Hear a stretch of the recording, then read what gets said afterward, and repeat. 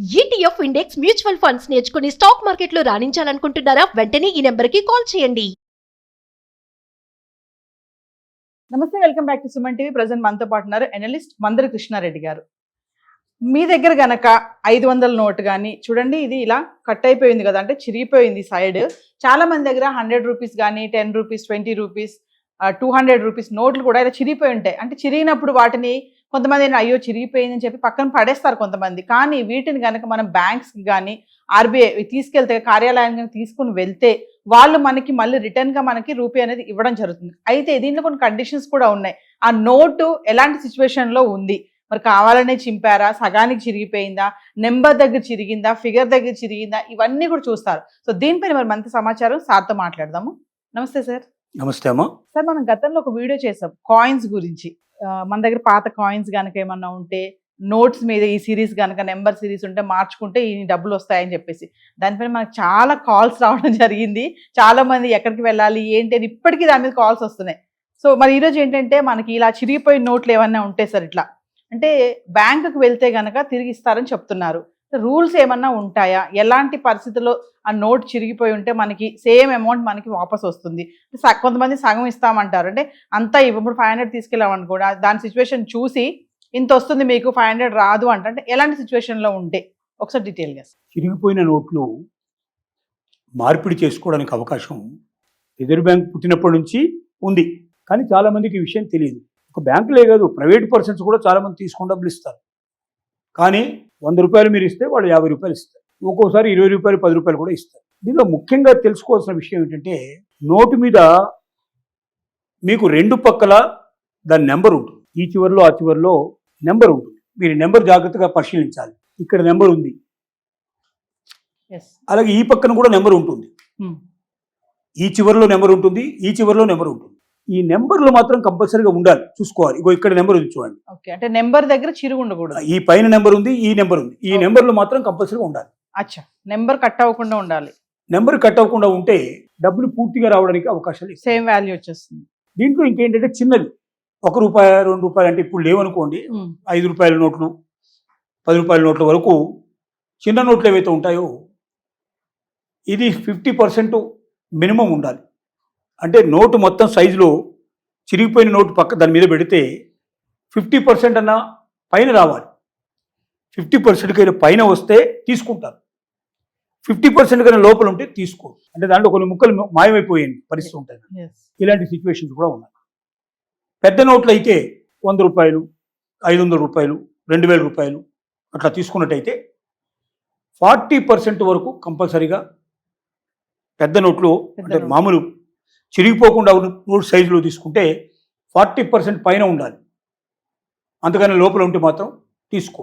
ఒక రోజుకి 5000 రూపాయలకు విలువైనటువంటి చిరిగిపోయిన నోట్లు కానీ, లేకపోతే 20 నోట్లు కానీ, 20 1 డేకి ఒక రోజులో ఒక వ్యక్తి అంతకు మించి అలో చేయరు. అంతకు మించి కూడా కావాలనుకుంటే ఏం చేయాలంటే ప్రత్యేకంగా అప్లికేషన్ పెట్టుకొని దానికి సంబంధించిన కన్సర్న్ ఆఫీసర్ ఎవరైతే ఉన్నారో అతని ఆమోదం పొందాలి. అప్పుడు ఏం చేస్తారంటే వెంటనే డబ్బులు ఇవ్వరు, ఇవి తీసేసుకొని తర్వాత ఏ డేట్ నాడు రమ్మంటారో చెప్తారు. ప్రతి ఒక్క నోటు జాగ్రత్తగా చెక్ చేసుకొని దాని ప్రకారంగా వాళ్ళ నామ్స్ ప్రకారం ఉన్నాయో లేదో చెక్ చేసి దాంట్లో 50% వస్తుందా, 20% వస్తుందా, 100% వస్తుందా చెక్ చేసుకుంటారు. వాళ్ళు 100% వస్తే ఎప్పుడు వస్తుంది మీకంటే నోటు 2 ముక్కలు మాత్రమే అయ్యి రెండిట్లో కూడా నెంబర్ ఉండి అట్లా ఉన్నటువంటి నోట్లకి అయితే వస్తాయి. అలా కాకుండా ముక్కలు ముక్కలుగా చిరిగిపోయి అనేక ముక్కలుగా తయారైపోయి ఉండేటువంటి వాటిని సహజంగా తీసుకోరు.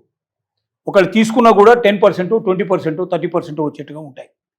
అవన్నీ వాళ్ళు క్యాలిక్యులేషన్ చేసి ఏ డేట్ నాడు చెప్తారో ఆ డేట్ నాడు ఆ అమౌంట్ మొత్తం కూడా చెక్ చేసి దేనికి ఎంత వచ్చిందో కూడా రాసేసి దాని ప్రకారం మనకు డబ్బులు ఇస్తారు. అంటే ఇందులో స్కామ్స్ జరిగే ఛాన్స్ కూడా ఉంటాయి సార్, కావాలని చింపి తీసుకొచ్చి. దీంట్లో జరిగేటువంటి కొన్ని రకాల జిమ్మికులు ఉంటాయి.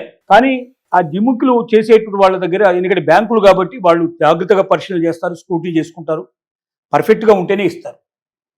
రిజర్వ్ బ్యాంక్ ఆఫ్ ఇండియా రేపు పొద్దున్న దాన్ని యాక్సెప్ట్ చేయాలి, లేకపోతే ఎవడైతే ఇచ్చాడో వాడి జీతం కట్ అయిపోతుంది. కాబట్టి దాని కన్సర్న్ ఆఫీసర్ ఒకరు ఉంటారు, దీంట్లో బాగా పూర్తి ప్రవేశం ఉంటుంది వాళ్ళకి. వాళ్ళు మాత్రమే చెక్ చేస్తారు. వాళ్ళ ఆధ్వర్యంలో చూసిన తర్వాతనే వాళ్ళు ఓకే అని సంతకం చేసిన తర్వాతనే అప్పుడే డబ్బులు ఇస్తారు. కాబట్టి జనరల్గా బ్యాంకుల్లో జరిగే అవకాశాలు తక్కువ. ప్రైవేటు వ్యక్తులు కూడా ఎప్పటి నుంచో తీసుకునే అలవాటు ఉంది, కానీ మ్యాక్సిమం వాళ్ళు తీసేసుకుంటారు. కొద్ది ఏదో పేరుకు కొన్ని డబ్బులు మనకి ఇచ్చేస్తారు. వాళ్ళు మాత్రం 100% వాళ్ళ బ్యాంక్కి వెళ్ళి డబ్బులు తెచ్చుకుంటారు. 100 రూపాయలు రేటు 2 ముక్కలు అయినందుకు 100 రూపాయల నోటు వాళ్ళు 50 రూపాయలు ఇస్తారు, వాళ్ళు మాత్రం 100 రూపాయలు దొరుకుతాయి. సో ఇలాగ వాళ్ళు దాని మీద ఆధారపడి ఉంటారు కాబట్టి దాని ద్వారా డబ్బు సంపాదించుకునే ప్రయత్నం వాళ్ళు చేస్తారు. ఒకటి చిరిగిపోయింది కాబట్టి ఇది పనికిరాదు, మనకు డబ్బులు రావు, దీన్ని వేస్ట్, దీన్ని చెత్తబొట్లో పడేద్దామనే భావనకి రావద్దు. మరీ చిన్న చిన్న ముక్కలు అయిపోయి కనిపించకుండా పోతే వేరే విషయం.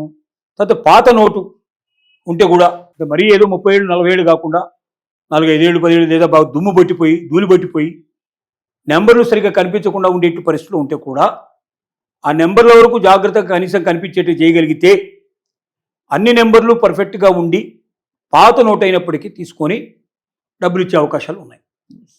నెంబర్లు పూర్తిగా కనపడకపోతే దాన్ని బట్టి కూడా దానికి ఎంత ఇవ్వాలనేది కూడా ఒక సిస్టమ్ ఉంది, దాని ప్రకారం ఇస్తారు. ఇదంతా కూడా కొంచెం ఓపికగా ఒద్దిగ్గా దాంట్లో జరిగే అవకాశాలు ఉంటాయి. కాబట్టి మన అకౌంట్ ఉన్నట్టు వాళ్ళకే ఇస్తారు ఈ డబ్బులు. ఎవరు పడితే వాళ్ళు పోయి ఇచ్చేట్టుగా అవకాశాలు తక్కువ. మీకు అకౌంట్ ఉందని అడుగుతారు, సో మీ అకౌంట్ ఉంటే అకౌంట్లో వేసేస్తామంటారు, లేదా ఒకసారి తెలుసుంటే ఇచ్చేస్తారు. ఏది ఏమైనప్పటికీ చిరిగిపోయిన నోట్లు, ఏదైనా ఇంకు పడ్డటువంటి నోట్లు, లేదా మాసిపోయిన నోట్లు, ఇలాంటి వాటిల్లో నెంబర్లు పర్ఫెక్ట్గా కనబడేటట్టుగా ఉండి 2 ముక్కలు మాత్రమే అయినప్పుడు, లేదా ముక్కలేం కాకుండా కూడా పనికి అంటే బాగా పాతదైపోయి అది పనికొస్తుందో లేదో, ఏదైనా ఒక్కోసారి నీళ్ళలో పడుతుంది, ఒక్కోసారి ఏదైనా మురికాలలో పడుతుంది, ఇలాంటివి కూడా జరుగుతూ ఉంటాయి. ఇలాంటివి కూడా కొంతవరకు పనికొచ్చే అవకాశాలు ఉన్నాయి. ఏదైనప్పటికీ ఒకసారి బ్యాంకు తీసుకెళ్ళి వాళ్ళకి చూపించి వాళ్ళ అభిప్రాయం తీసుకున్నాక నిర్ణయానికి రావాలి తప్ప మనంతరం మనమే నిర్ణయం చేసి అది పనికిరాదని చెప్పి చెత్తబుట్లో పడేసే ప్రయత్నం చేయాల్సిన అవసరం లేదు. ప్రతి రూపాయికి అలా విలువైంది, డబ్బుకు ఆ విలువ మనం ఇవ్వాలి.